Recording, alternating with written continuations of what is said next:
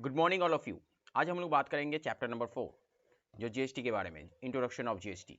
हम लोग last 4 class से इंट्रोडक्शन ही पढ़ रहे हैं और बेसिक को अच्छी तरीके से स्ट्रॉन्ग करने की कोशिश कर रहे हैं। ओके, तो आज हम लोग बात करेंगे जीएसटी में इंट्रोडक्शन की। जो ये मेरा 4th क्लास है और 4th क्लास में हम लोग जीएसटी के बारे में जानेंगे बेसिक्स। ओके, हम लोग पहले तो बेसिक स्ट्रॉन्ग कर लें, उसके बाद स्टेप बाय स्टेप हम लोग चैप्टर वाइज करेंगे। तो आज जो है GST is a first levy by the France. कौन सा देश ऐसा है जो जीएसटी को पहले अपने कंट्री में इंट्रोड्यूस किया था? जो है फ्रांस, जो है 1954 में। ओके, 1954 में। अगर बात करें कौन से कंट्री ऐसा है जो इंडिया से पहले, दैट्स मीन लास्ट कंट्री है जो जीएसटी को लेवी किया था अपने कंट्री में, वो है मलेशिया। मलेशिया है, मलेशिया जो लास्ट कंट्री है वो अडॉप्ट किया जीएसटी को, ओके, अपने कंट्री में।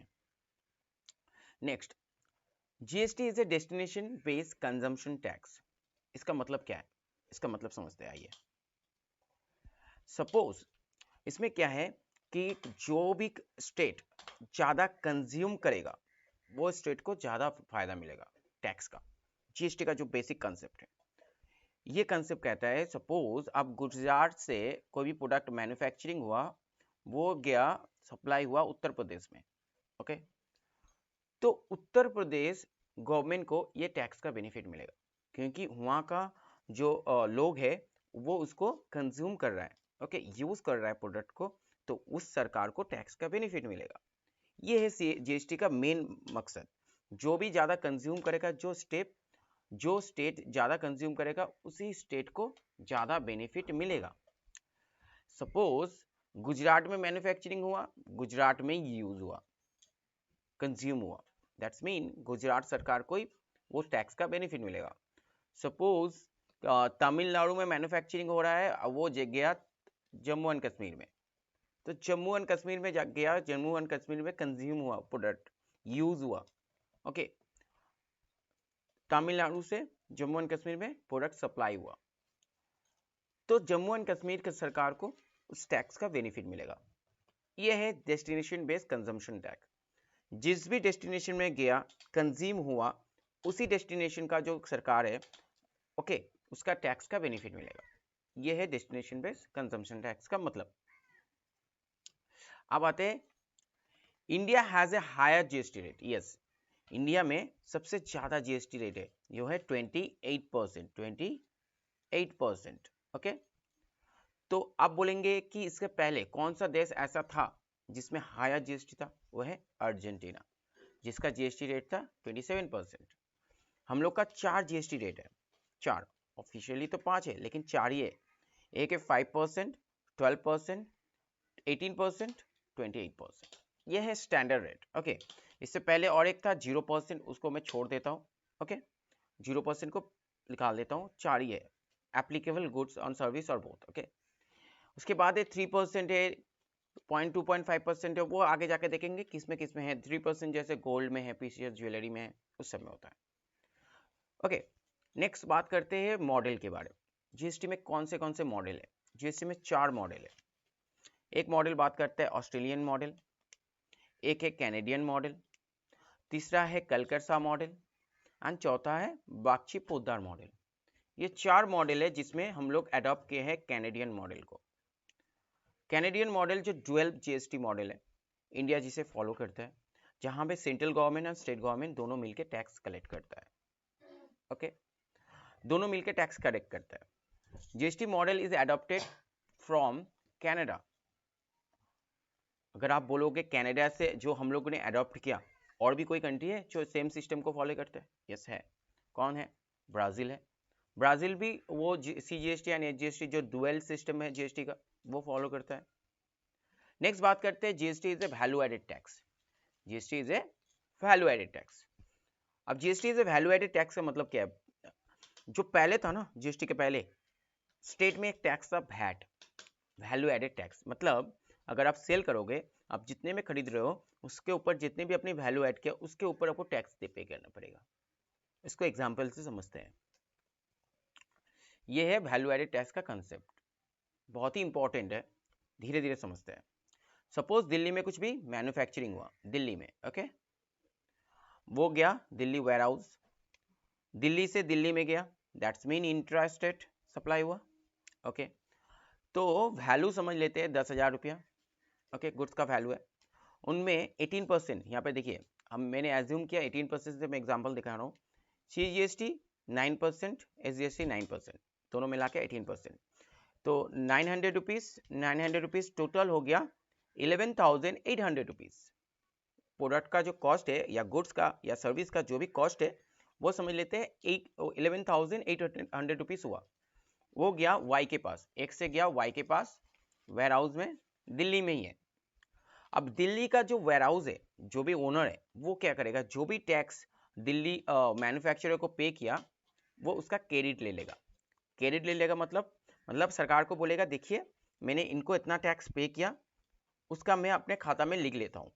ओके ताकि नेक्स्ट टाइम जब भी मैं टैक्स पे करने जाऊँ आपके पास, इसका आप क्रेडिट दे दो, मतलब इसको माइनस करके मैं बैलेंस टैक्स आपको पे करूँगा। ओके तो अब आते हैं दिल्ली वेयर हाउस के पास। दिल्ली वेयर हाउस क्या कर रहा है, वो गुड्स सेल कर रहा है कस्टमर को, किसको, जेट को। तो वो सेल किया दिल्ली में, तो फिर बात आया इंटरस्टेट का, इंटरस्टेट में सेल किया, उसका जो गुड्स का कॉस्ट था वो 10,000 था। आप बोलेंगे 10,000 कैसे हुआ, 11,800 हुआ। जब भी आप किसी की टैक्स का क्रेडिट मिल जाता है आपको, वो कॉस्ट में ऐड नहीं होता है, क्योंकि वो सामने जाके फिर आपको टैक्स में बेनिफिट देगा, तो वो कॉस्ट में ऐड नहीं होता है। ओके देन उन्होंने वैल्यू ऐड किया, वैल्यू ऐड मतलब जो भी अपना कुछ भी प्रोसेस किया या सर्विस दिया, कुछ भी किया, उनका जो कॉस्ट है वो है 2,000 रुपीज़। तो प्रोडक्ट का कॉस्ट हो गया 12,000 रुपीज़। ओके तो ये इसको सेल करेगा 12,000 प्लस 9% CGST, 9% SGST। तो कितना हुआ पैसा, 1,080 रुपीज़, 1,080 रुपीज़, टोटल जो कॉस्ट हो गया 14,160 रुपीज़। अब ये जाएगा गवर्नमेंट के पास, कौन, दिल्ली वेयर हाउस। वो दिल्ली वेयर हाउस जाके गवर्नमेंट को बोलेगा देखिए मैंने ये जो प्रोडक्ट सेल किया जिसका कॉस्ट है 12,000 रुपीज़, एंड मैंने कस्टमर से जो टैक्स कलेक्ट किया वो था 1,880 rupees CGST and 1,080 rupees SGST, लेकिन मुझे आपको पे करना है ओनली, आप बोलेगो क्यों, क्योंकि वो गवर्नमेंट को बोलेगा गवर्नमेंट मैंने 900 रुपीज़ ये जब गुड्स खरीद रहा था दिल्ली मैन्युफैक्चरर से, तभी मैंने पे कर दिया था आपको थ्रू मैन्युफैक्चरर। तो अभी क्या है, अभी 1,800 rupees, sorry 1,080 rupees minus 900 rupees equals to 180 rupees, ये आपको पे करना है। CGST एंड SGST होगा 180 रुपीज़। ये अल्टीमेटली जो दिल्ली वेयर हाउस है वो गवर्नमेंट को पे करेगा। अब और एक बात देखिए, उन्होंने 2,000 रुपीज़ वैल्यू ऐड किया, कितना वैल्यू ऐड किया, 2,000 रुपीज़। ओके तो उन्होंने टैक्स अल्टीमेटली पे कितना किया, 180 रुपीज़ CGST, 180 रुपीज़ SGST। इसका मतलब यह है कि उन्होंने ओनली इस वैल्यू एडिंग के ऊपर टैक्स पे किया। ये जो वैल्यू ऐड किया 2,000 रुपीज़, इसके ऊपर वैल्यू ऐड किया, जो लास्ट में जो टैक्स पे किया था उसका क्रेडिट उसको मिल गया था। तो ये जो कॉन्सेप्ट है ये है वैल्यू एडिंग का कॉन्सेप्ट। जितना आप वैल्यू ऐड करोगे उसके ऊपर ही आपको अल्टीमेटली टैक्स पे करना है। ओके और जो भी टैक्स अल्टीमेटली क्या होता है, जितनी भी टैक्स एक्यूमुलेट होता है अल्टीमेटली बर्डन जाता है कस्टमर के ऊपर, कस्टमर पूरा टैक्स पे करता है। जो भी कस्टमर के पास गया 14,160 रुपीज़ जो कॉस्ट हुआ, उसका अल्टीमेटली कॉस्ट कितना है, वैल्यू कितना है, 10,000 रुपीज़। इसमें इसने टैक्स ऐड किया, उसके बाद वैल्यू ऐड हुआ, फिर से टैक्स ऐड हुआ, मिला के हुआ 14,160 रुपीज़। तो ये है वैल्यू एडिंग कॉन्सेप्ट जो मैं आपको समझाने का कोशिश किया। होप सो आपको क्लियर है।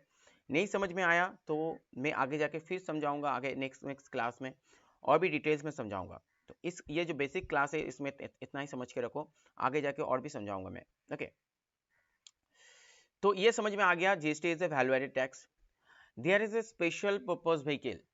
अभी जो GST goods and service tax network है वो उसे कहते हैं जीएसटी का स्पेशल पर्पस व्हीकल।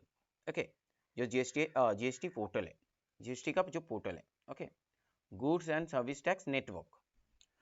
इसका जो होल्डिंग है ना, इसका जो होल्डिंग है, ये इसका सेंट्रल गवर्नमेंट के पास 24.5% है, एंड जो स्टेट गवर्नमेंट है, टोटल जो स्टेट गवर्नमेंट है उसके पास होल्डिंग है 24.5%, टोटल मिला के 49% है। इसके अलावा 51% जो है, 51% जो है वो नॉन गवर्नमेंट इंस्टीट्यूशन के पास है, जैसे कि आप समझ लो housing finance company LIC housing finance, okay, own 11%, HDFC bank, ICICI bank, okay, ये सभी के पास, सभी इंस्टीट्यूशन जो है फाइनेंशियल इंस्टीट्यूशन है उसके बाद टोटल मिला के 51% है ये जो होल्डिंग है और GST का। ओके, ये मैं नॉलेज पर्पस के लिए बोल रहा हूँ, बहुत ये आपके एग्जाम के पर्पस के लिए नहीं है, लेकिन आपको अगर GST में स्ट्रॉन्ग करना है आपको तो ये सब जरूरी है। ओके, क्योंकि छोटा छोटा चीज़ ही आपको स्ट्रॉन्ग करेगा GST में, इसलिए मैं बहुत ही बेस क्लियर करने की कोशिश कर।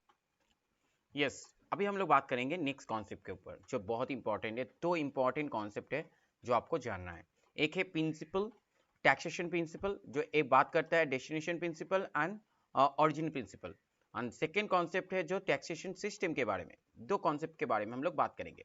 तो पहले समझ लो origin principle and destination principle का मतलब क्या होता है। सपोज मैं इसको जूम कर लेता हूँ, आपको समझ में आएगा। ओके, यस यस, दो प्रिंसिपल, जिस भी स्टेट को मैन्युफैक्चरिंग हुआ उस स्टेट को टैक्स का बेनिफिट मिलेगा। जिस भी स्टेट में टैक्स कोई भी प्रोडक्ट मैन्युफैक्चरिंग होता है वो चाहे दूसरे स्टेट में जाके कंज्यूम क्यों ना हो, उसे कहते हैं ओरिजिन प्रिंसिपल, एंड उसी स्टेट का गवर्नमेंट को टैक्स का बेनिफिट मिलेगा। जैसे पहले था ये ओरिजिन प्रिंसिपल, पहले था, मैं कॉन्सेप्ट को क्लियर कराने के लिए बात बोल रहा हूँ। जो था CST में, अगर इस स्टेट में एक स्टेट से दूसरे स्टेट में जाता है 2% का CST लगता है। ओके, अब बात करते हैं destination principle. The country and the state where goods are consume, okay, will be get the tax in state of origin, state और कंट्री। ओके, जिस भी स्टेट और कंट्री में वो कंज्यूम होता है, जो प्रोडक्ट है कंज्यूम होता है GST में, उसी स्टेट को या कंट्री को टैक्स का बेनिफिट मिलता है। इसलिए क्या होता है, अगर आप एक्सपोर्ट करते हो तो आपके ऊपर GST जीरो लगता है, जीरो लगता ही नहीं है, जीरो लगता है, लगता ही नहीं, टैक्स लगता नहीं है आपके अगर एक्सपोर्ट करते हो। तो होप्स आपको क्लियर है। On GST and excise duty में भी ऐसा होता है, आपको मालूम होगा एक्साइज ड्यूटी अभी भी है, ऐसा नहीं है GST ऑल ओवर इंडिया में GST है और भी कोई टैक्स नहीं है, वो बात के बाद बोलता है, लेकिन अभी भी आपको जो अल्कोहलिक लिकर है उसमें है, अभी जो पेट्रोलियम प्रोडक्ट है उसमें है। ओके, अभी जो एक्साइज ड्यूटी पे लगता है आपका जो तोबाको प्रोडक्ट है उसमें है। ये क्या है, गवर्नमेंट का क्या करता है, इसमें से ज़्यादा रेवेन्यू मिलता है गवर्नमेंट को। अगर इसमें GST आ गया तो गवर्नमेंट का जो रेवेन्यू है घट जाएगा, इसलिए इन सभी को अलग करके रखा है। ओके, नेक्स्ट है टैक्सेशन सिस्टम। अब टैक्सेशन सिस्टम के मतलब क्या है, कलेक्शन, कब कलेक्शन करेगा। एक है first point collection, second point last point collection, एक है multi point collection, and fourth है multi point collection with the ITC method, जो GST में फॉलो होता है हम लोग के यहाँ। जहाँ जहाँ भी कलेक्शन होगा, जिस भी सप्लायर से माल सप्लाई हुआ, हम लोग वहाँ से कलेक्शन कर लेते हैं, टैक्स देना पड़ेगा। ओके, तो ये हम लोग GST में फॉलो करते हैं, multi point collection with the ITC method. Okay, next, ये तो आपको समझा दिया वैल्यू एडेड टैक्स का मतलब क्या है, कंसेप्ट क्या है। वैल्यू एडेड टैक्स के कंसेप्ट को और एक कंसेप्ट में आपको सिखाना चाहता हूँ, अब देख लीजिए। ओके, GST में यहाँ पे समझिए 18% रेट है, यहाँ बात करेंगे intra state and inter state के बारे में, इंट्रा एंड इंटर दोनों के बारे में। दिल्ली से पहले तो दिल्ली में गया, ओके, दिल्ली से पहले दिल्ली में गया तो इंटर स्टेट वैल्यू है 10,000, CGST लगा 900 रुपीज एंड SGST लगा 900 रुपीज। ओके, तो दोनों मिला के आपको 11,800 रुपीज हुआ, जो पहले का कॉन्सेप्ट था सेम है। ओके, नेक्स्ट दिल्ली में गया। ओके, दिल्ली का जो 900 रुपीज CGST है, 900 रुपीज SGST है, वो तो क्रेडिट ले लेगा वो। ओके, तो इसके पास कॉस्ट कितना आया, 3,000 रुपीज, इन्होंने 2,000 रुपीज वैल्यू ऐड किया, 12,000 रुपीज हुआ, जो भी IGST लगा, यहाँ पे क्या होगा, IGST लगेगा, क्योंकि दिल्ली से क्या जा रहा है हरियाणा में, इंटरस्टेट, इंटरस्टेट होने से IGST लगता है, integrated goods and service tax. Okay, तो इंटीग्रेटेड मतलब CGST एंड SGST का मिक्सर है। इसको क्यों किया गया है, क्योंकि ये जो प्रिंसिपल है डेस्टिनेशन बेस्ड टैक्स, अब मतलब जिस भी डेस्टिनेशन में गया, ये IGST में जो भी SGST का पोर्शन है उसी गवर्नमेंट के पास चला जाएगा। ओके, यहाँ पे मतलब GST का जो पोर्टल है ना, उसका बैक में ये सिस्टम काम करता है। ओके, जो भी सिस्टम है, तो यहाँ से वो 14,160 रुपीज को गवर्नमेंट हरियाणा में कस्टमर के पास सेल किया। ओके, तो अब क्या है, 2,160 रुपीज का IGST है and 900 rupees, 900 rupees and 900 rupees का आपको क्रेडिट है। तो आप क्या करोगे, अल्टीमेटली आपको कितना पे करना पड़ेगा, अल्टीमेटली आपको पे करना पड़ेगा लास्ट जो मैंने एग्जांपल दिया था वैसे ही आपको पे करना पड़ेगा। क्या पे करना पड़ेगा, IGST पे करना पड़ेगा। ओके, यहाँ पे कितना, 180 रुपीज, सॉरी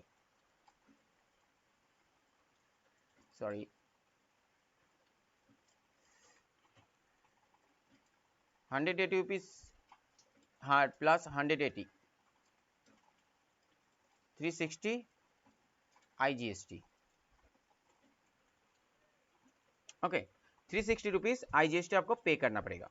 गवर्नमेंट के पास अल्टीमेटली रेवेन्यू कितना जाएगा, उतना ही जाएगा, ये CGST ये SGST गवर्नमेंट के पास चला जाएगा, दोनों मिला के। तो ये था basic concept value added tax का। अब बहुत ही इंपॉर्टेंट एक कॉन्सेप्ट में आते हैं, जो है अगर आप एक समझ लो प्रोफेशनल हो एंड आप अपने क्लाइंट को सर्विस देना चाहते हो, क्या आपको GST लगेगा या नहीं लगेगा, क्या क्या आपको फॉलो करना है, आपके क्लाइंट को सर्विस देना चाहते हो। तो अगर आप प्रोफेशनल हो एंड आप आपके जो क्लाइंट है उसको सर्विस देना चाहते हो, तो आपको कौन से पॉइंट को स्टेप बाय स्टेप फॉलो करना चाहिए। आप CA में और CS भी हो सकते हो, किसी भी प्रोफेशन में हो, आपको क्या फॉलो करना है वो देखेंगे अभी step by step. Okay, one second, इसको मैं थोड़ा सा जूम कर लेता हूँ, ओके, ताकि आपको समझ में आ जाए। ओके, बहुत ज़्यादा जूम कर लिया या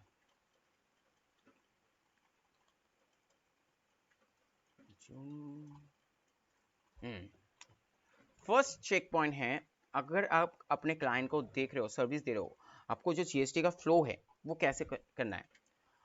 फर्स्ट जो चेक पॉइंट है, आपको देखना है गुड्स और सर्विस और बोथ इनमें डील कर रहा है या नहीं।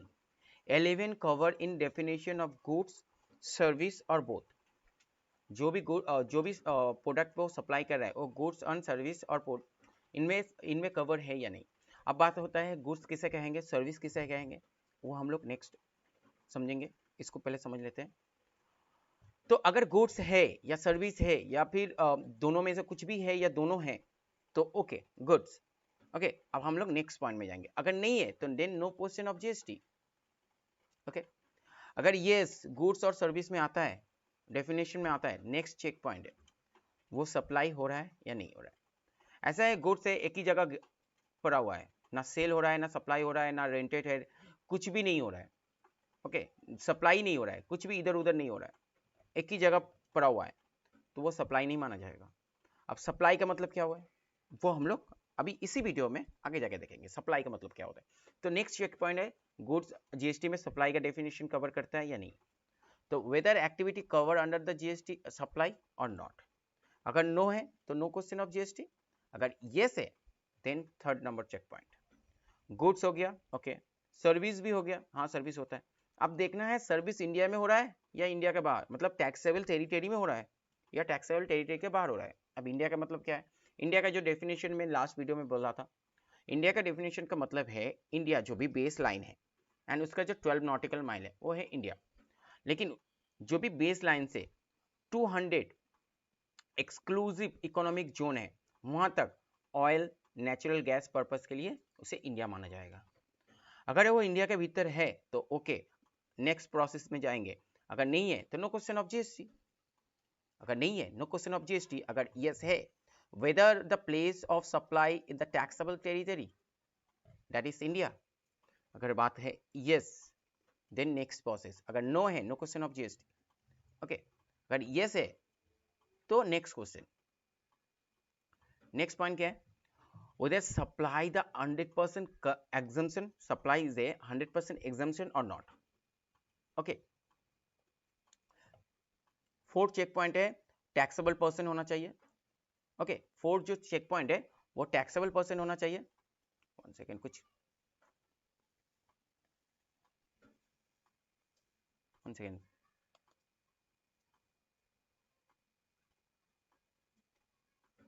यस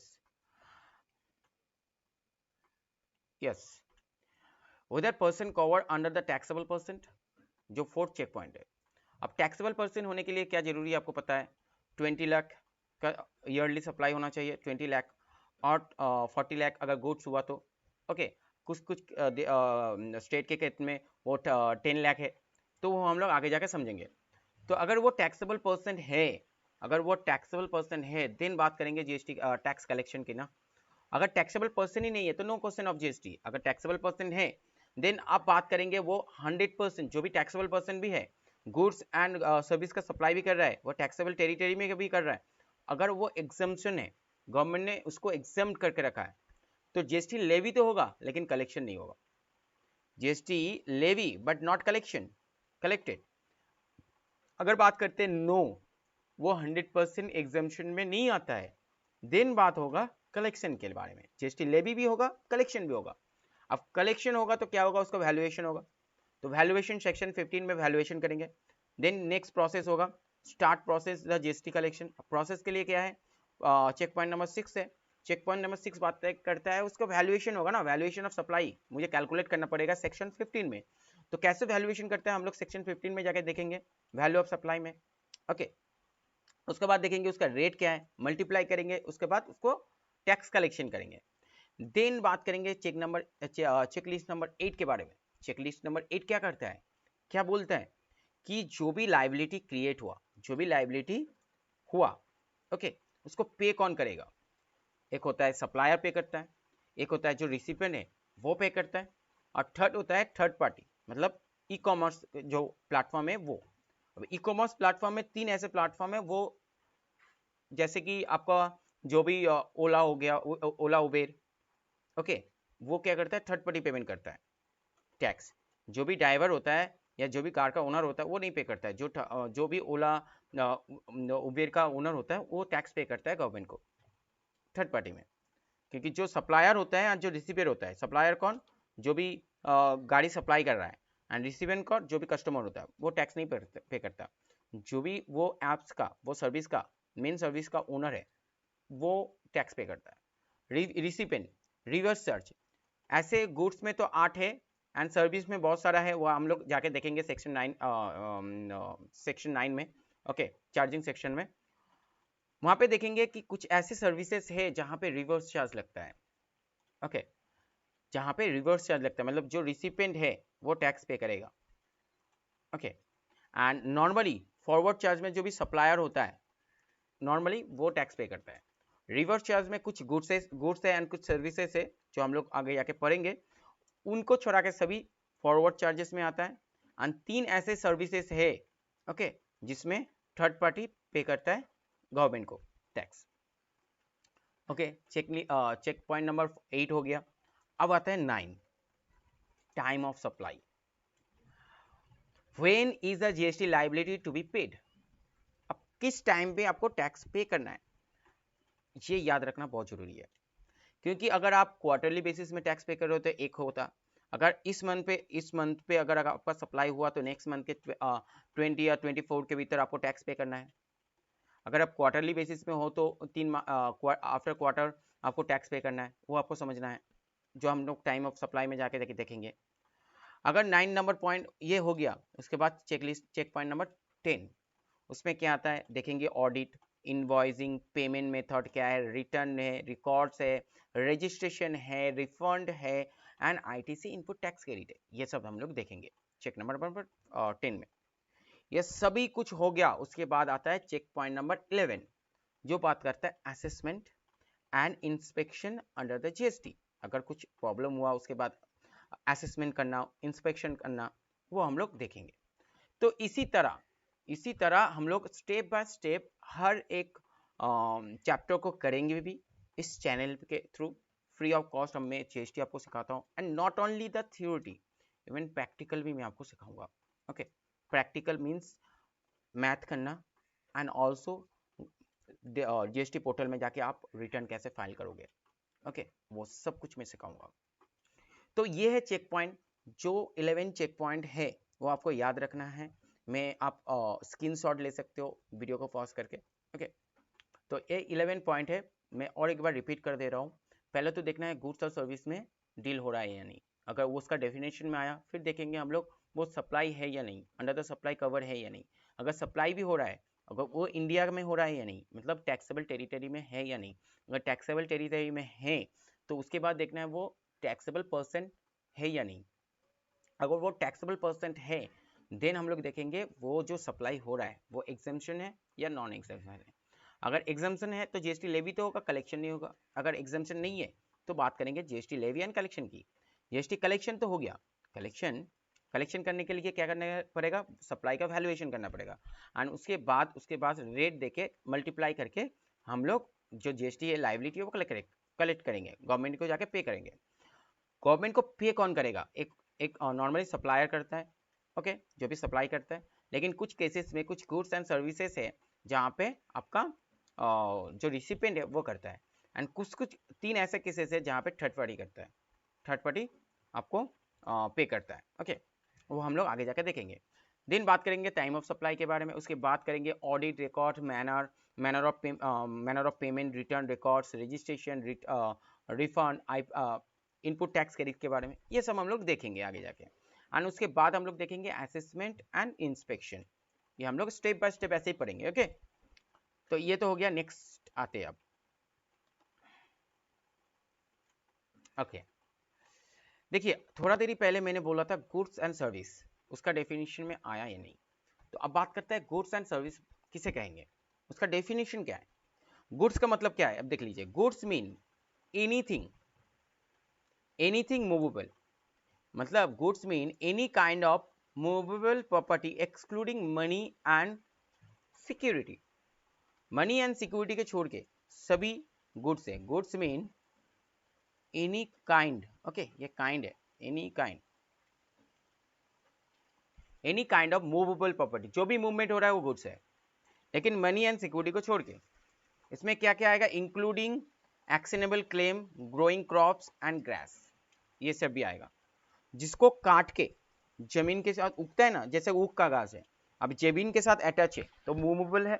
लेकिन जीएसटी में ये कह रहा है अगर उसको काट के सप्लाई के टाइम में अलग करके आप दे सकते हो तो उससे सप्लाई है। एंड एक्शनेबल क्लेम भी है। एक्शनेबल क्लेम का मतलब क्या है ये सब समझते हैं। एंड सर्विस का मतलब क्या बोल रहा है, देखिए सेक्शन 102, इसका सेक्शन क्या है, 100 सेक्शन 2 सबसेक्शन 52, इसका सेक्शन है section 2 subsection 102 CGST act.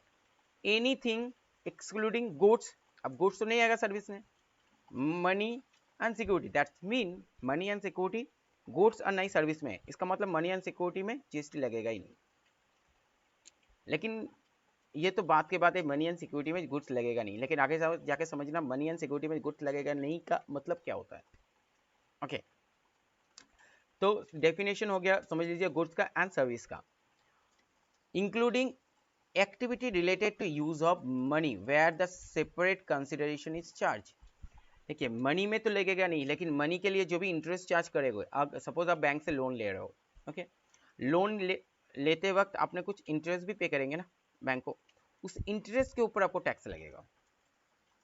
Okay, जैसे सिक्योरिटी में कोई भी टैक्स नहीं है, दैट्स मीन अगर आप शेयर खरीदते हो, बॉन्ड खरीदते हो, अगर आप कोई भी म्यूचुअल फंड के यूनिट खरीदते हो तो आपको टैक्स लगेगा नहीं। लेकिन उसके ऊपर जो इंटरेस्ट देना पड़ेगा, अगर आप ब्रोकरेज पे कर रहे हो उसके ऊपर टैक्स लगेगा, सर्विस टैक्स लगेगा। ओके, दैट्स मीन्स जीएसटी लगेगा जिसका रेट होगा 18%। ओके, मनी का मतलब क्या है, मनी का मतलब है Indian legal tender, foreign currency, cheque, draft, promissory note, bill of exchange. Okay, next security का मतलब क्या है? Share, debenture, bond, mutual fund unit, जो भी मैंने कहा अभी आपको। Activity related to use of money का मतलब क्या होता है? Activity use of money, activity related to use of money का मतलब जो भी मैंने अभी अभी अभी अभी आपको बोला, money deposit in bank, bank withdrawal from bank, money withdrawal, ये एक्टिविटी है। एंड मनी चार्ज किया, अभी जाके आपको सपोज मैं बैंक में गया 50 लाख रुपए लेके और मैंने बोला इसको ड्रॉप में कन्वर्ट कर दो, इस बैंक के नाम पे ड्राफ्ट कर दो या इस पार्टी के नाम पे ड्राफ्ट कर दो, तो वो जो ड्राफ्ट होगा ना, जो ड्राफ्ट होगा उसके लिए बैंक चार्ज करेगा, उसके ऊपर वो जीएसटी लगेगा। ओके, जो भी इंटरेस्ट देता है, जो भी कमीशन लेता है, जो भी ब्रोकरेज लेता है, उसके ऊपर जीएसटी लगेगा।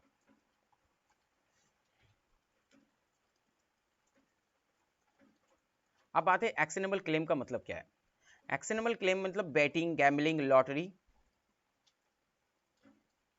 Sorry, actionable claim other than betting, gambling, lottery, okay, no GST.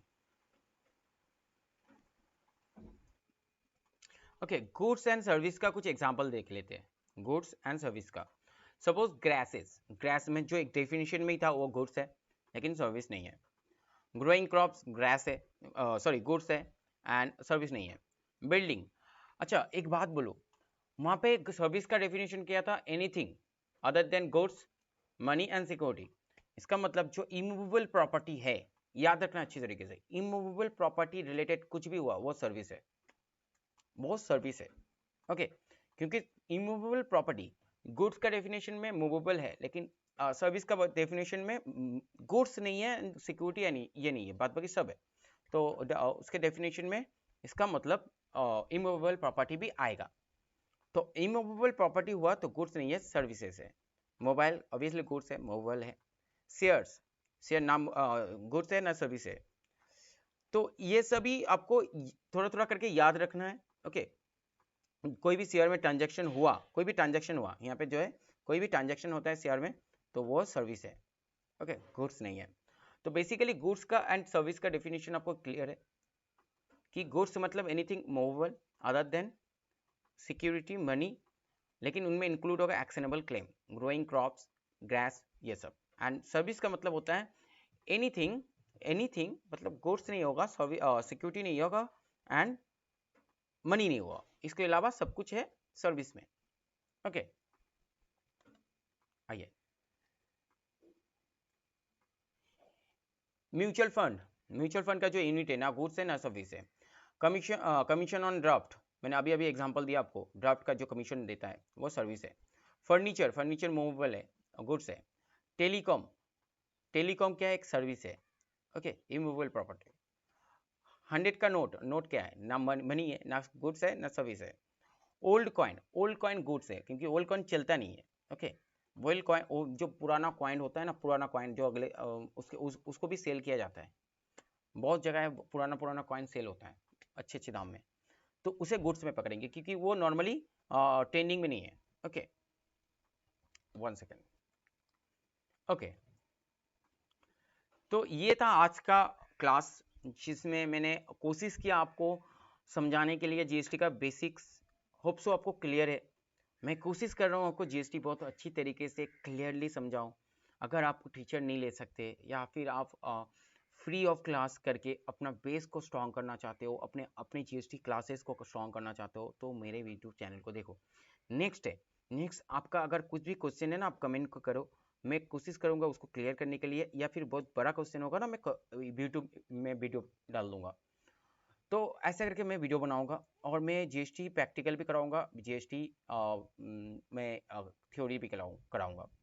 तो ओके, प्लीज़ सपोर्ट करना, लाइक करना, शेयर करना एंड सब्सक्राइब करके रखना। ओके, थैंक यू और मिलते हैं नेक्स्ट वीडियो में, नेक्स्ट क्लास में।